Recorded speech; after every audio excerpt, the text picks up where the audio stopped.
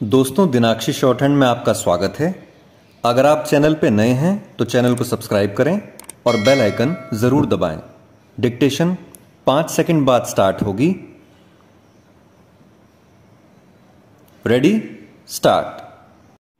महोदय, भारतीय स्त्रियों की स्थिति अन्य कारणों से कहीं अधिक दहेज प्रथा से प्रभावित हुई है। दहेज के कारण जहां स्त्रियों की सामाजिक हीनता बढ़ी है, वहीं दूसरी ओर नवविवाहित स्त्रियां सताई भी जा रही हैं। शिक्षित परिवारों में पुत्री के जन्म पर खुशी नहीं होती, बल्कि इसे दुर्भाग्य ही माना जाता है।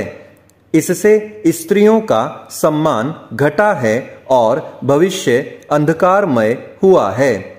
भारतीय मुस्लिम समुदाय में दहेज का प्रभाव तेजी से बढ़ता जा रहा है।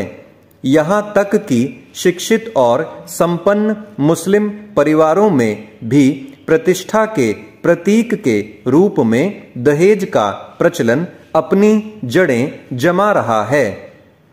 इस संबंध में यह उल्लेखनीय है कि पवित्र कुरान में दहेज का कोई जिक्र नहीं मिलता है। इस्लाम के वैवाहिक नियमों के अनुसार निकाह के बाद पति द्वारा पत्नी को आर्थिक सुरक्षा के रूप में मेहर दिया जाता है, लेकिन शोध से पता चलता है कि मुस्लिम समुदाय में मेहर की राशि तो कम होती जा रही है और दहेज जैसी कुप्रथा बढ़ती जा रही है।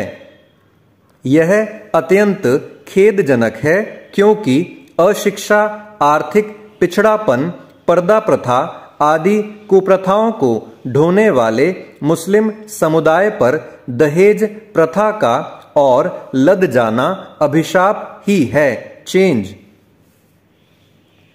प्रश्न यह उठता है कि कुरान में दहेज का जिक्र न होने पर भी इसका लेन देन किस आधार पर शुरू हुआ। अधिकांश भारतीयों के दृष्टिकोण से दहेज का धार्मिक औचित्य है। इस संदर्भ में हजरत मोहम्मद की पुत्री के निकाह का उल्लेख किया जाता है। उनकी पुत्री हजरत फातिमा का जब हजरत अली से निकाह हुआ तो विदाई के वक्त उन्होंने गृहस्थी जमाने के लिए दैनिक उपयोग की मिट्टी की कुछ वस्तुएं तथा खजूर की चटाई एक दूल्हा दुल्हन को दी थी। ये केवल 6-7 वस्तुएं उस काल में जीवन निर्वाह के लिए आवश्यक थी। हजरत फातिमा के निकाह के समय मोहम्मद साहब द्वारा दी गई इन्हीं वस्तुओं को भारतीय मुस्लिम समुदाय दहेज कहता है और दहेज का लेन देन करना चाहता है, क्योंकि यह भी मान्यता है कि मोहम्मद साहब के कार्यों को दोहराने से व्यक्ति पुण्य का भागीदार बनता है।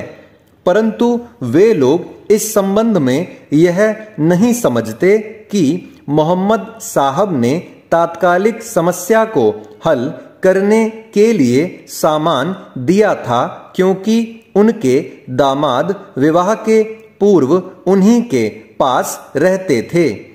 अलग घर बसाने के लिए उनके पास कुछ भी नहीं था। चेंज। इसके अतिरिक्त जब मुस्लिमों ने भारत में प्रवेश किया तो उन पर यहाँ की संस्कृति का प्रभाव पड़ा। उन्होंने देखा कि यहाँ कन्या के विवाह के समय उसे काफी दहेज दिया जाता है। यहाँ की संस्कृति के कुछ अंशों को अपना लेने में उन्हें कोई हानि प्रतीत नहीं हुई। इस प्रकार मुस्लिम समुदाय में दहेज प्रथा का प्रचलन भारतीय संस्कृति के प्रभाव से यहीं आरंभ हुआ।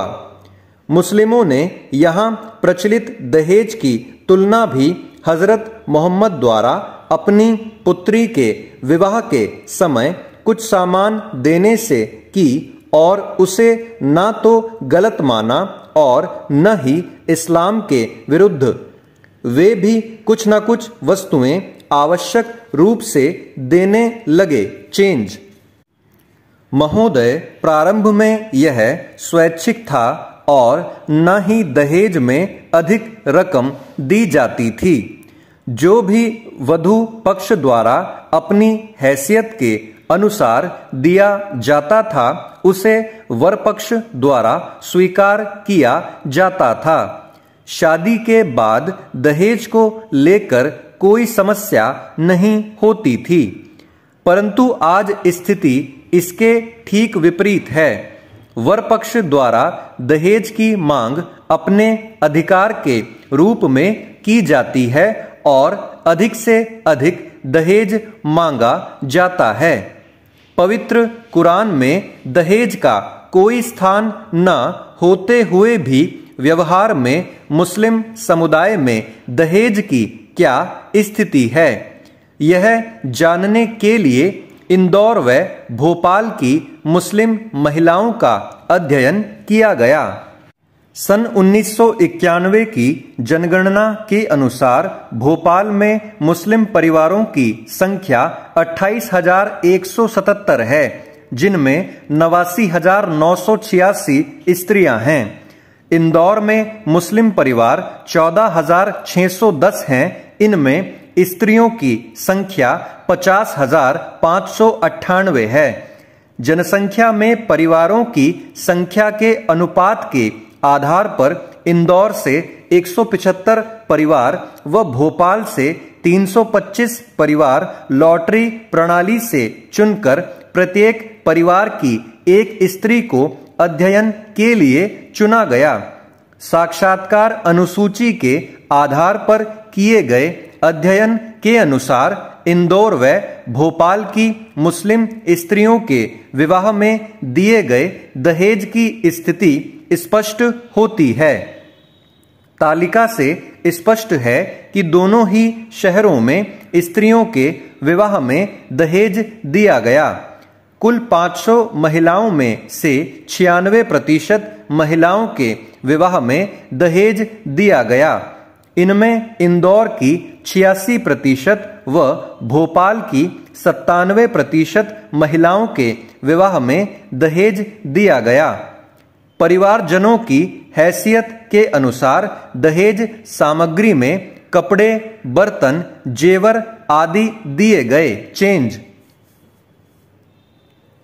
कुल 500 महिलाओं में 3% महिलाओं के विवाह में दहेज नहीं दिया गया।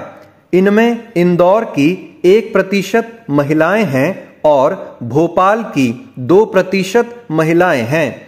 इन्होंने परिवारजनों की मर्जी के खिलाफ कानून पद्धति से विवाह किया है। इसी कारण उनके विवाह में दहेज नहीं दिया गया। इस संबंध में सर्वाधिक महत्वपूर्ण तथ्य यह है कि क्या दहेज के कारण स्त्रियों को प्रताड़ित किया जा रहा है। निम्न आंकड़े इसी संबंध में हैं। आंकड़ों से स्पष्ट है कि कुल 500 महिलाओं में 2% महिलाओं को दहेज के कारण ससुराल में परेशानी उठानी पड़ी। इनमें इंदौर की 1% और भोपाल की 2% महिलाएं हैं। इंदौर की तुलना में भोपाल की महिलाओं को कम परेशानी उठानी पड़ी। इसका कारण शिक्षा और आर्थिक आत्मनिर्भरता है। कुल 500 महिलाओं में 97% महिलाओं को दहेज के कारण ससुराल में परेशानी नहीं हुई। इनमें इंदौर की 96% व भोपाल की 97% महिलाएं हैं। स्पष्ट है कि मुस्लिम समुदाय में इस बुराई की अभी शुरुआत ही हुई है। आयु के आधार पर बनाई गई तालिका से स्थिति और अधिक स्पष्ट होती है। कुल 500 स्त्रियों में से 2% महिलाओं को दहेज के लिए परेशानी उठानी पड़ी। इनमें इंदौर की 1% महिलाएं व भोपाल की 2% महिलाएं हैं। भोपाल में शिक्षा और आत्मनिर्भरता का प्रतिशत अधिक होने से यह परेशानी कम है। स्टॉप। दोस्तों, डिक्टेशन अच्छा लगा हो तो वीडियो को लाइक और शेयर कर दें और चैनल को सब्सक्राइब करके बेल आइकन जरूर दबा लें, जिससे भविष्य में आने वाली हर वीडियो आप तक सबसे पहले पहुंच पाए। धन्यवाद।